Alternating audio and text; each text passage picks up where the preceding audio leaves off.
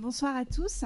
Alors, effectivement, je vais vous parler ce soir des actions qui sont envisageables en droit par le droit pour lutter contre les changements climatiques. Alors, en réalité, ces réactions, elles sont multiples. Dans la première petite vidéo, on voyait un enfant demander à nos parents d'adopter des lois pour moins polluer. C'est une action. Une action essentielle, mais je vais vous parler ce soir d'un type de réaction qui est un peu sous le feu de l'actualité, qui sont les actions en justice, qui sont ce que l'on appelle les procès climatiques. Alors, les procès climatiques, ce sont des plaintes qui sont portées à l'attention des tribunaux nationaux, des tribunaux internationaux, pour soulever la violation du droit applicable en matière de changement climatique ou pour souligner l'inaction climatique des pouvoirs publics. Alors, ces plaintes, elles sont de deux types. Il y a des plaintes qui vont être engagées contre des entreprises privées. Alors, les exemples sont très nombreux. Un seul exemple pour illustrer mon propos, c'est une plainte qui a été engagée par le ministre de la Justice américain contre Volkswagen au sujet du Dieselgate, par exemple. Voilà un exemple typique de contentieux climatique. Et puis l'autre catégorie de procès climatiques, ce sont des plaintes qui sont engagées contre les pouvoirs publics, contre les États, essentiellement. Alors là aussi, les exemples sont très nombreux. Dans l'actualité la plus récente, eh bien, peut-être que vous en avez entendu parler très récemment, il y a quelques jours, des aborigènes australiens ont engagé une plainte contre l'Australie devant le comité des droits de l'homme des Nations Unies pour inaction climatique, pour l'insuffisance des politiques publiques australiennes en matière de protection du climat. En France, on a aussi un certain nombre de procès climatiques qui ont été engagés très récemment. Alors là aussi, il y a eu une médiatisation extrêmement importante au sujet de ce que les ONG porteuses de la plainte ont appelé l'affaire du siècle. C'est une plainte qui a été déposée devant le tribunal administratif de Paris en mars de cette année par 4 ONG françaises, donc contre l'État français, et qui reprochent à l'État français de ne pas en faire suffisamment pour lutter contre les changements climatiques. On a aussi tout un tas d'autres exemples que je ne vais pas détailler ici. Alors, ce qui est intéressant avec ce contentieux climatique, ces procès climatiques, c'est qu'on assiste à un véritable développement exponentiel des procès climatiques. En réalité, c'est pas tout à fait nouveau.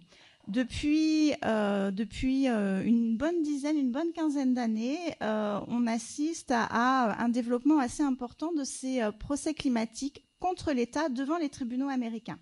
Et vous voyez sur le schéma, on voit les États dans lesquels se développe ce type de contentieux, et c'est aux États-Unis où les plaintes sont les plus nombreuses. Il y a à l'heure actuelle environ 700 plaintes. Vient ensuite l'Australie. Il y a 60 plaintes contre l'Australie pour inaction climatique, et puis ensuite des États qui sont aussi impliqués. Alors pour le moment, on ne répertorie que 4 plaintes contre la France, mais ça peut évoluer.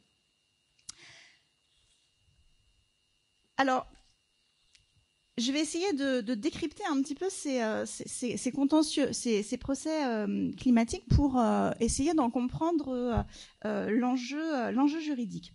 Alors d'abord, la première question, c'est qui prend l'initiative d'engager une action en justice contre l'État? Je vais me focaliser sur les actions climatiques contre les États.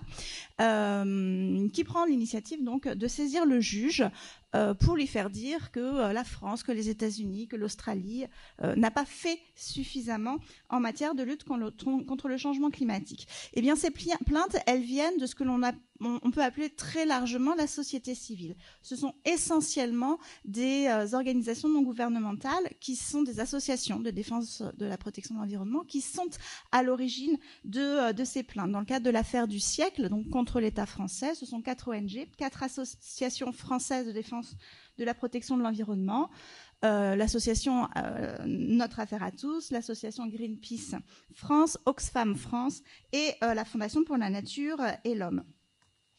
Il peut aussi s'agir d'un collectif de plaignants qui vont s'unir pour faire force devant le tribunal. Alors il y a aussi une affaire intéressante devant la Cour de justice de l'Union européenne. C'est l'affaire Carvalho, du nom du premier requérant, qui vise à engager la responsabilité du Parlement et du Conseil pour une législation européenne insuffisamment ambitieuse en matière de changement climatique. Et là, on a une cinquantaine de requérants qui sont, par exemple, des exploitants forestiers portugais qui se plaignent du fait que leur activité économique est rendue beaucoup plus difficile du fait des incendies, etc.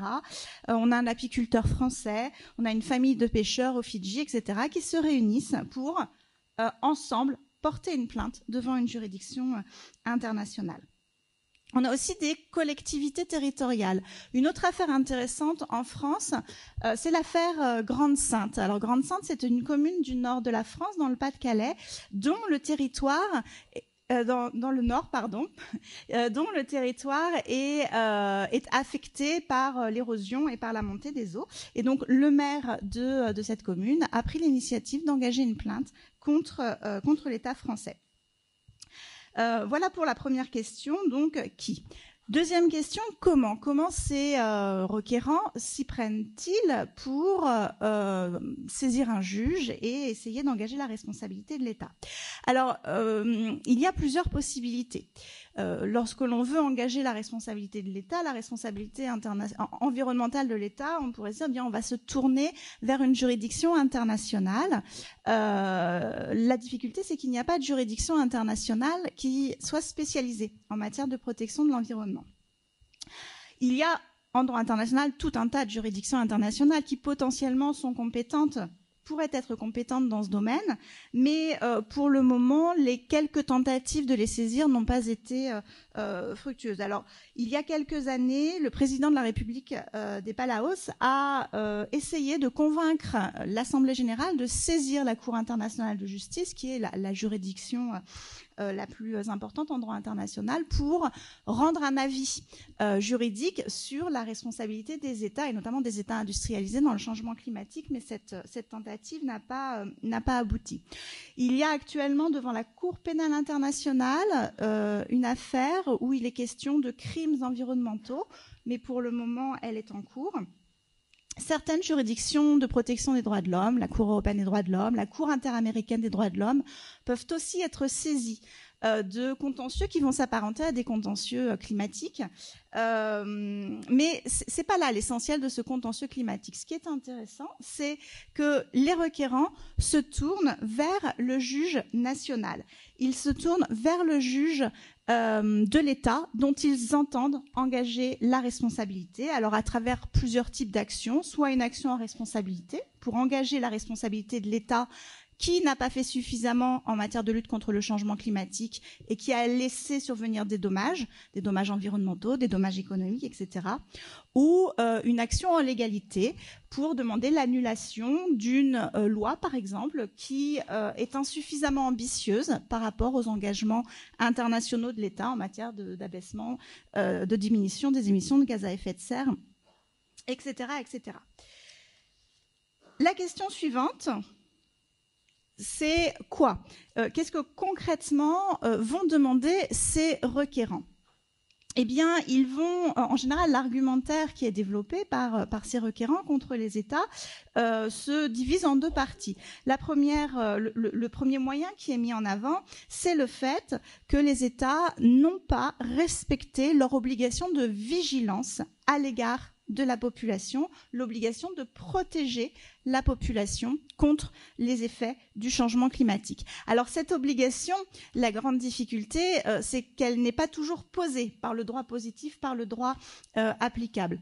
Quelques constitutions dans le monde, une dizaine de constitutions, posent très clairement une obligation pour l'État de lutter contre les changements climatiques, mais c'est vraiment pour le moment assez peu développé. Dans la Constitution française, il n'y a pas d'obligation à la charge des pouvoirs publics de lutter contre les changements climatiques, mais il y a au sein du bloc de constitutionnalité la charte de l'environnement qui ne prévoit pas cette obligation de lutter contre les changements climatiques, mais pour le Conseil constitutionnel, on peut inférer de certaines dispositions de cette charte une obligation de tous, donc y compris les pouvoirs publics, de veiller à ce que les activités sous leur contrôle ne causent pas de dommages à l'environnement, ne causent pas de dommages au climat. Donc ça peut être une possibilité.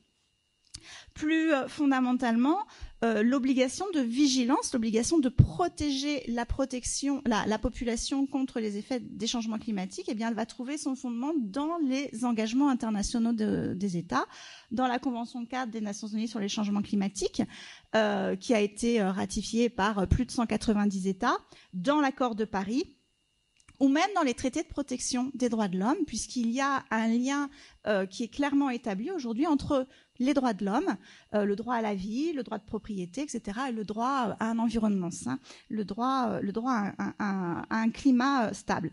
Et donc c'est le deuxième moyen qui est développé par ces requérants, c'est de dire que l'inaction climatique de l'État cause un préjudice, leur cause un préjudice et entraîne une violation de leurs droits fondamentaux. Donc, le droit à la vie, le droit de propriété, mais aussi le droit à un environnement sain.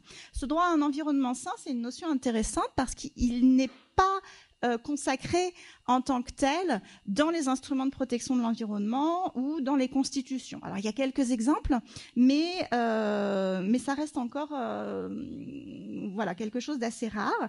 Mais à travers ces contentieux climatiques, à travers ces actions, il y a une évolution et petit à petit, on voit se construire un véritable droit de l'homme à un environnement sain. Donc ça, c'est quelque chose d'extrêmement important.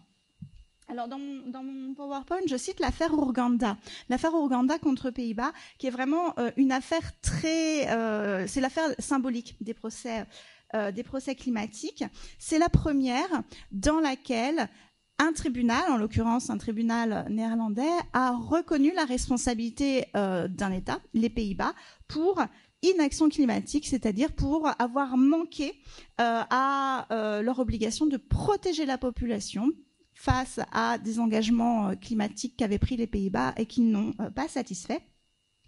Et le tribunal Urganda a également constaté que les Pays-Bas n'avaient pas respecté le droit à un environnement sain des requérants. Urganda, le requérant, c'est une association de protection de l'environnement.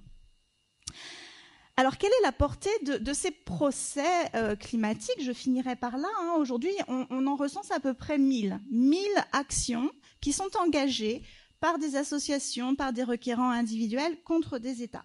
Alors en réalité, les chances de succès de ces actions sont assez limitées, y compris les actions qui sont actuellement engagées devant les tribunaux français.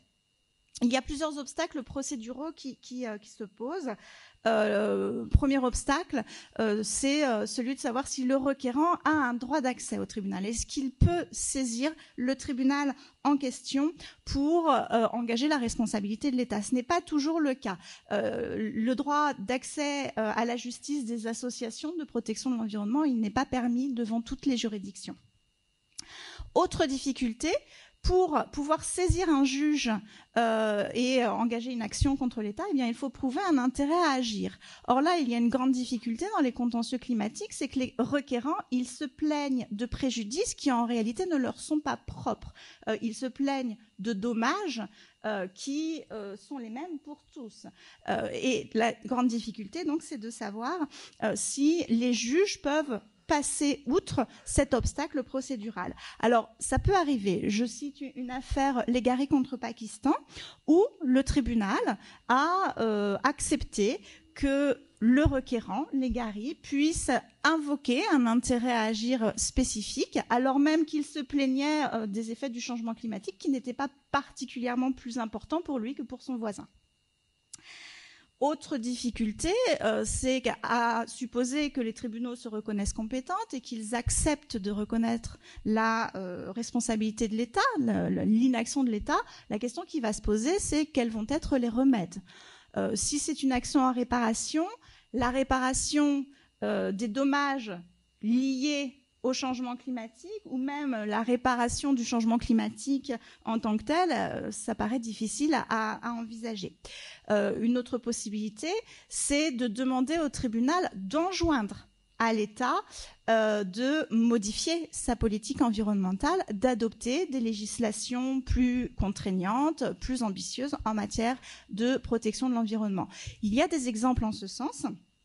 Alors, un exemple très intéressant, c'est une décision qui a été adoptée l'année dernière par la Cour suprême, il me reste 1 minute, par la Cour suprême de Colombie, qui condamne la Colombie pour sa politique de déforestation et qui enjoint à la Colombie d'adopter un plan de lutte contre la déforestation dans les 5 mois qui suivent la décision d'avril 2018. Donc là, c'est vraiment une décision très forte de la Cour suprême de Colombie. Mais la difficulté, c'est que toutes les juridictions qui sont saisies de ces contentieux, d'abord, n'ont pas forcément le courage de la Cour suprême de Colombie et puis n'ont pas forcément des pouvoirs d'injonction qui leur permettent d'ordonner à l'État de faire ceci ou de faire cela. Donc il y a un certain nombre d'obstacles, mais j'en finirai par là. Je dirais que c'est pas l'essentiel finalement. Quelles sont les chances de succès de ces contentieux? Alors évidemment, si ça fonctionne, c'est très bien, mais la multiplication de ces contentieux montre très clairement qu'il y a une redéfinition des responsabilités en matière de changement climatique. Première chose, c'est que les États sont mis en position de devoir rendre des comptes. Et ça, c'est très important parce que les États, ils prennent des engagements dans la Convention cadre des Nations Unies sur les changements climatiques, dans l'accord de Paris, mais ils prennent bien le soin de ne pas prévoir de mécanisme de sanction. Et donc, en revenant au juge national, eh bien, on demande à l'État d'avoir une politique cohérente. On voit aussi des citoyens qui se saisissent d'une arme juridique pour protéger leurs droits, et ça, c'est assez nouveau. Et puis enfin, on place le juge national, au cœur de cette politique de lutte contre les changements climatiques. Alors, c'est une lourde responsabilité qui pèse sur le juge national, mais ça montre très clairement qu'il y a cette redéfinition des rapports entre les pouvoirs publics et une société civile qui cherche par différents leviers juridiques à forcer l'État à prendre des mesures efficaces de changement climatique. Voilà ce que je pouvais dire sur ce type d'action. Je vous remercie.